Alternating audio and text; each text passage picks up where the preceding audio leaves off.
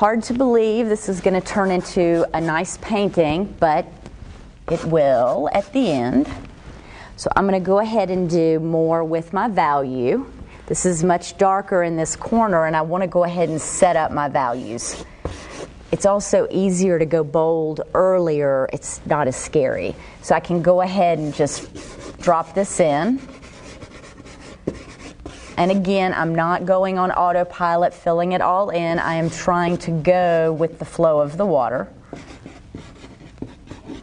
And occasionally using the point. You also, when you're doing water, it's a lot of fun to look for these cool little reflections and go ahead and let those be laid in. Like, go ahead and put them in. I have these nice little reflections of the trees that are a lot of fun, you know, just coming in and thinking about the mark that shows it's water. So I like doing that at the beginning. I don't want to make this line here too hard or my painting will not work in the end.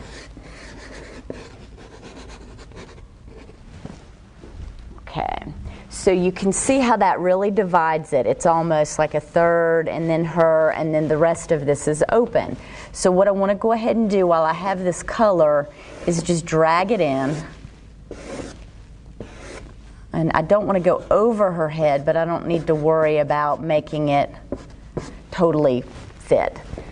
Basically, I need to fix the water and finish painting the water before I go into the figure too much, because I could do a beautiful job with the figure and then I have to do my water around. So it's much easier to go again, background, middle ground, foreground. So the water is behind the model's head, so I want to get more of that done earlier. And I'm thinking about the overall value here. If I make a mark that I don't really like I'm seeing these are kind of regular, I'm not worried about it. I'm not going to go right now and fix those, because as I put on the next layers, they'll disappear and morph into what I really want them to be. Okay. And even though this is brighter, I want my painting to work overall. And the reason why I like this image is she's in this kind of swirling water, so I want to make sure it all comes in together. Okay, a little bit more work on the water here before I go into the figure.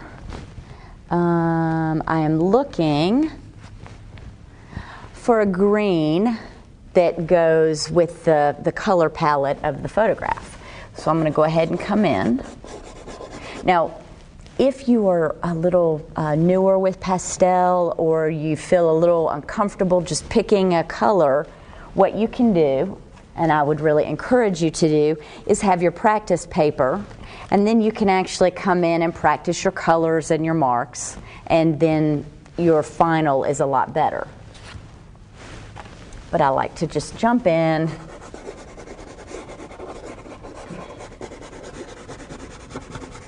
And again, I want to suggest, now I don't want to come in and outline. I need to look at the angles here of the face, because I do want to suggest she's got her shoulder there. And I can come in and almost like dot as opposed to a serious line. One of the things that I like and is challenging as well about my figure, her arm is actually under the water, so I'm getting a distorted view, and I'm going to have to, it's going to take a little work to make it look convincing as a painting, not a photograph. So I have to really look at these angles to be able to pull it off.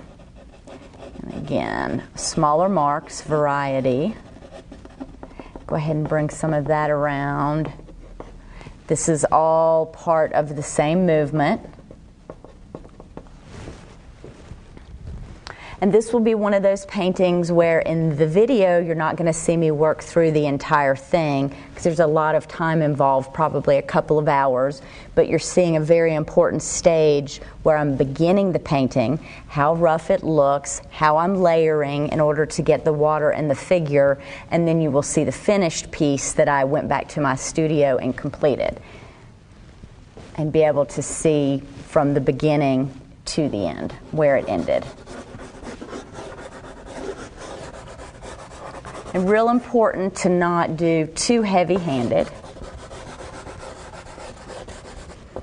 And even though I'm just blocking it in, I still keep looking at my photo for the reference.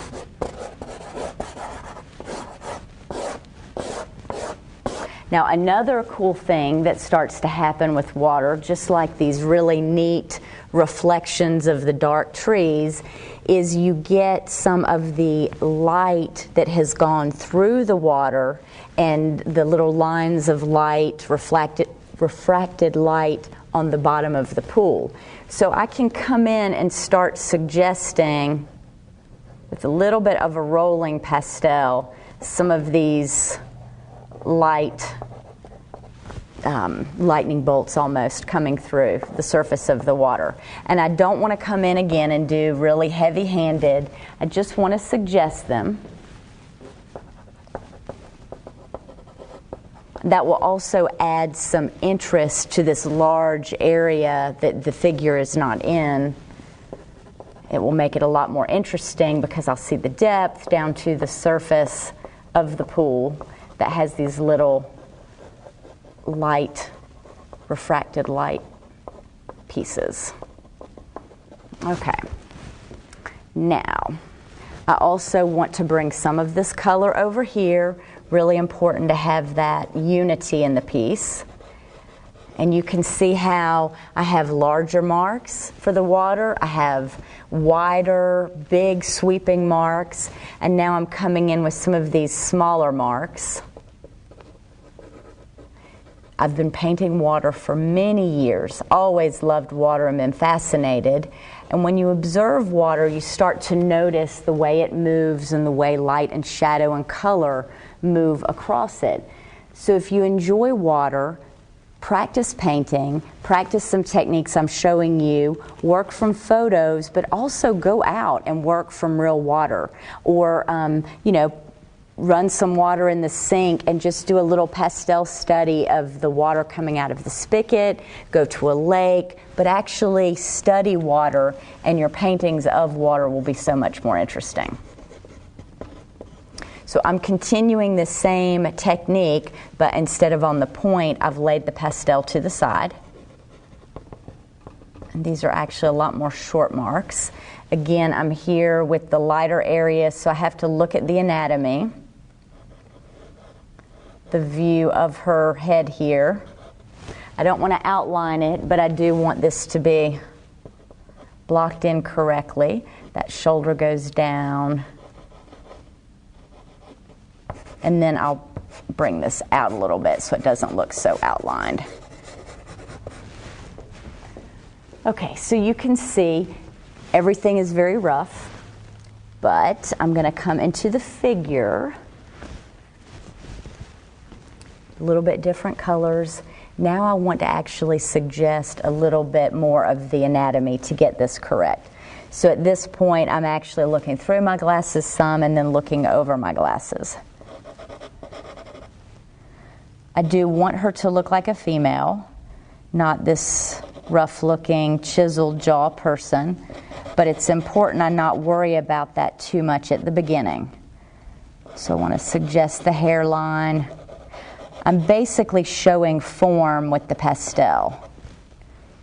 And then because the face and the neck and the body are all the same person, I want to go ahead, just like I did with the water, I want to go ahead to the different parts of the body with that same color I'm using.